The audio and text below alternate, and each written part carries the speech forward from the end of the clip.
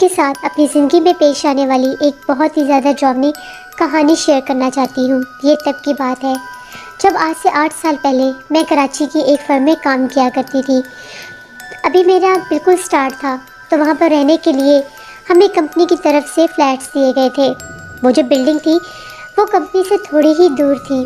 उस बिल्डिंग के total 10 floor थे। हम लोगों का जो फ्लैट था वो 6 फ्लोर पर था। अभी वहाँ पर मुझे गए हुए कुछ ही दिन हुए थे। वो जो फ्लोर था जहाँ पर हम लोगों का फ्लैट था, बहुत पुरसरार सा और बहुत अजीब सा लगता था। पता नहीं उसे देखकर डर क्यों लगता था। जब भी मैं अपने फ्लैट की तरफ आती थी, तो जब मैं लिफ्ट से बाहर निकलती थी तो मुझे बहुत ज़्यादा खौफ सा महसूस होता था कि पता नहीं ये इतना वीरान सा क्यों है। वहाँ पर और भी फ्लैट्स थे और भी हम लोगों के कलीग्स थे, लेकिन पता नहीं क्यों एक अजीब सा खौफ महसूस होता था। अभी फ़िलहाल मैं अपने फ्लैट में अकेली ही थी, मेरे साथ कोई भी रूममेट नहीं थी। लेकिन वो जो फ्लैट था वो 2 बेड्स पर था, यानी एक और लड़की ने अभी मेरे साथ आना था। उसी रात की बात है, मैं काफ़ी थकी हुई थी और काफ़ी गहरी नींद में थी। तभी एकदम से मुझे ऐसा महसूस हुआ कि जैसे मेरे फ्लैट के दरवाजे पर कोई दस्तक दे रहा है, कोई नॉक कर रहा है। मैंने टाइम देखा तो रात के 2 बजे का टाइम था। मुझे बड़ा तजुब हुआ कि इस वक्त कौन हो सकता है। फिर मुझे लगा कि शायद मेरी कोई कलीग ना हो। मैंने पूछा कि बाहर कौन है। मुसलसल कोई दस्तक दे रहा था। जैसे मैंने पास गई, दोबारा पूछा तो कोई जवाब नहीं आया। जब मैंने दरवाज़ा खोला तो झांक कर देखा तो बाहर कोई नहीं था। जिस तरफ लिफ्ट थी उसी तरफ से स्टेयर्स भी नीचे जाती थी। मैंने झांक कर जब आगे देखा, उन स्टेयर्स के पास मुझे एक बच्ची दिखाई दी। वो छोटी सी एक बच्ची थी। वो स्टेयर्स के पास खड़ी हंस रही थी। मैं इस बच्ची को देखकर बड़ी हैरान हुई कि रात के 2 बजे ये बच्ची कौन है जो यहाँ पर खड़ी है। मैंने फिर उसे आगे होकर देखा तो वो मेरी ही तरफ देखकर हंस रही थी। उसने वाइट कलर का फ्रॉक पहना हुआ था। तभी वो तेज़ी से सीढ़ियों से नीचे उतरने लगी। मैं उसके पीछे भागी कि रुको, तुम कौन हो और यहाँ पर क्या कर रही हो। यहाँ तक कि मैं सीढ़ियों से नीचे भी गई, लेकिन वो मुझे कहीं नज़र नहीं आई। एकदम से जैसे वो गायब हो गई हो। मैं बहुत ज़्यादा डर गई कि मैंने क्या देखा है। मैं तेज़ी से भागती हुई अपने कमरे में वापस आई और कमरे का दरवाज़ा बंद कर लिया। मेरा दिल बहुत ज़ोरों से धड़क रहा था कि पता नहीं ये कौन बच्ची थी। इसी खौफ में मुब्तला मैंने सारी रात गुजार दी। सुबह जब मैं ऑफिस जाने के लिए बाहर निकली तो मुझे स्टेयर्स की वही जगह नज़र आई, यानी वही मैंने रात वाला मंजर महसूस किया कि यहाँ पर वो बच्ची खड़ी थी। फिर मैं जल्दी से लिफ्ट में होती हुई अपने ऑफिस पहुँच गई। ये बात जाकर मैंने अपनी एक कोलीग के साथ शेयर की और उसे बताया कि रात को मेरे साथ ये हैपनिंग हुई है। उसने कहा, हो सकता है तुमने कोई ख्वाब देखा हो या तुम्हारा वहम हो। मैंने उसे कहा, ना तो मैंने ख्वाब देखा है और ना ही मेरा वहम है, मैं जो भी कह रही हूँ सच कह रही हूँ। उसने कहा कि ठीक है। इसी तरह से कुछ दिन गुजर गए। यही हादसा एक और फ्लोर पर हम लोगों की एक कोलीग के साथ हुआ। उसका भी रात को तकरीबन 1:30-2 बजे के करीब दरवाजे पर दस्तक हुई। वो उस रूम में वो 2 लड़कियाँ थीं, 2 रूममेट थी। तो वो कहती है कि जैसे ही मैं उठी तो मुझे ऐसा लगा कि जैसे बाहर मुझे कोई आवाज़ दे रहा है, मेरा नाम लेकर मुझे कोई पुकार रहा था। तो मुझे लगा कि शायद किसी और फ्लैट से कोई लड़की होगी। तो जैसे ही मैंने दरवाज़ा खोलकर देखा तो मैंने एक छोटी सी बच्ची को सीढ़ियों की तरफ जाते देखा। मैंने पूछा कि कौन है वहाँ पर। तो वो जो बच्ची थी उसने पीछे पलट कर देखा और हंसती हुई सीढ़ियों से नीचे उतर गई। वो बहुत ज़्यादा डर गई। अब ये बात हम लोगों ने मैनेजमेंट में भी की कि इस तरह से हम लोगों को ये प्रॉब्लम हो रही है कि वो किसकी बच्ची है, कहाँ से हमें दिखाई देती है। वहाँ का जो वॉचमैन था, वॉचमैन को ये कहा गया कि तुम रात के वक्त जितनी भी बिल्डिंग है उसके फ्लोर्स पर भी तुम जाकर देखा करोगे कि किसी के साथ कोई इस किस्म का माजरा ना हो। वॉचमैन का पहला दिन था, यानी इस तरह से जितने भी फ्लोर थे उन पर भी उसको विज़िट करना था। हम लोगों ने उस रात वॉचमैन की बहुत ही ज़्यादा डरावनी आवाज़ें सुनी। एक शोर सा बर्पा हो गया। उसकी आवाज़ें फर्स्ट फ्लोर से आ रही थी। जैसे हम लोगों ने उसकी आवाज़ें सुनी तो वहाँ पर और भी लोग थे, सारे वो हम लोगों के ही कलीग थे।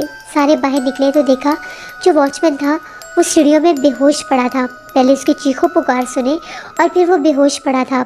उसको उठाकर जब लाए, सारा जितने भी वहाँ पर फ्लैट्स थे सारे लोग वहाँ पर जमा हो गए। हम लोगों ने देखा तो उसके चेहरे के ऊपर नील के निशान थे, जैसे किसी ने बहुत ज़ोर से उसके चेहरे के ऊपर थप्पड़ मारा हो। उसके चेहरे के ऊपर पानी के छींटे मारे गए। तो जैसे उसे होश आया वो बहुत ज़्यादा डरा हुआ था और थर थर काँप रहा था और ये कह रहा था कि मुझे बचा ले वरना वो मुझे मार देगी।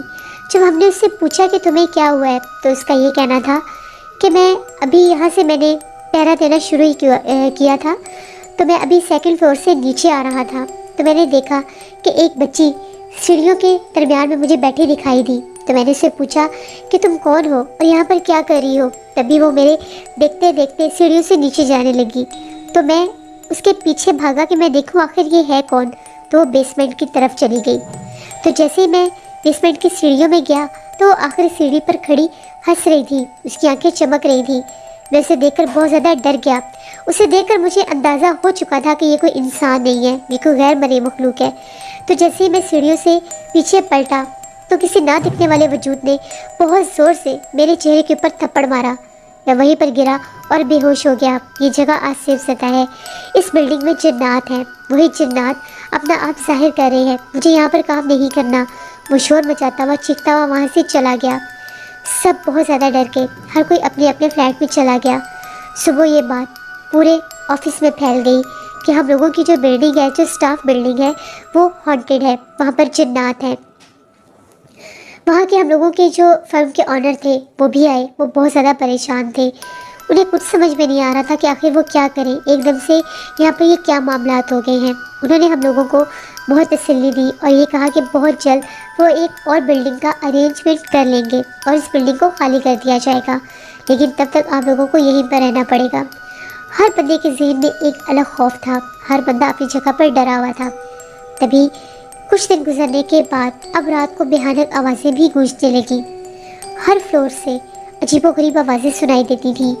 अगर सेकंड फ्लोर पर बच्ची के हंसने की आवाज़ आ रही है तो एट द सेम टाइम वही आवाज़ रोने की 8th फ्लोर से आ रही थी। सब बहुत डरे हुए थे। सबको पता था कि यहाँ पर जिन्नात हैं और वही जिन्नात अपना आप जाहिर कर रहे हैं।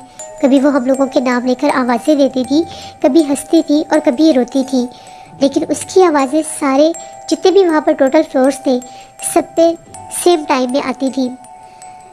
बहुत मुश्किल से हम लोगों ने वहाँ पर कुछ 15 दिन गुजारे होंगे। उसके बाद उस बिल्डिंग को खाली कर दिया गया और हम लोग एक नई बिल्डिंग में शिफ्ट हो गए। वहाँ पर हम लोगों के साथ ऐसा कोई माजरा नहीं हुआ, लेकिन जो पुरानी बिल्डिंग में हम लोगों के साथ जो भी वहाँ पर हैपनिंग्स हुई उनको हम कभी भी फरामोश नहीं कर सकते। वो दिल दहला देने वाले ऐसे वाक़यात थे जिनको आज भी अगर हम याद करते हैं तो हमारे रोंगटे खड़े हो जाते हैं।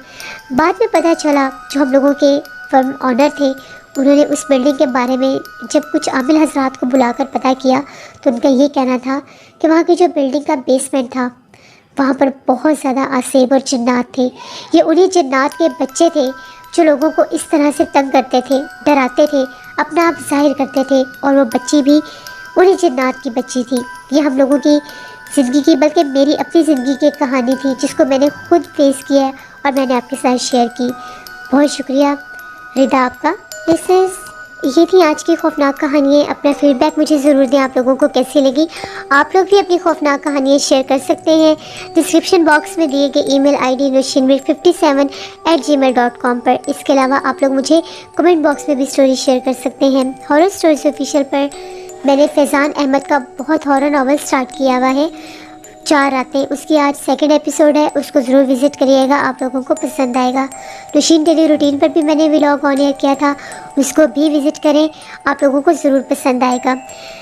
हॉरर नावल ऑफिशियल मेरी सिस्टर का चैनल है नीलम का, उनको भी जाकर सब्सक्राइब करें एंड सपोर्ट करें। मेरी एक लिसनर है समरीला, जिनकी छोटी सिस्टर का इंतकाल हो गया है, वो बहुत बीमार थी, उनका नेम अलिशबा था। उनके लिए आप सब लोगों ने ज़रूर दुआ करनी है।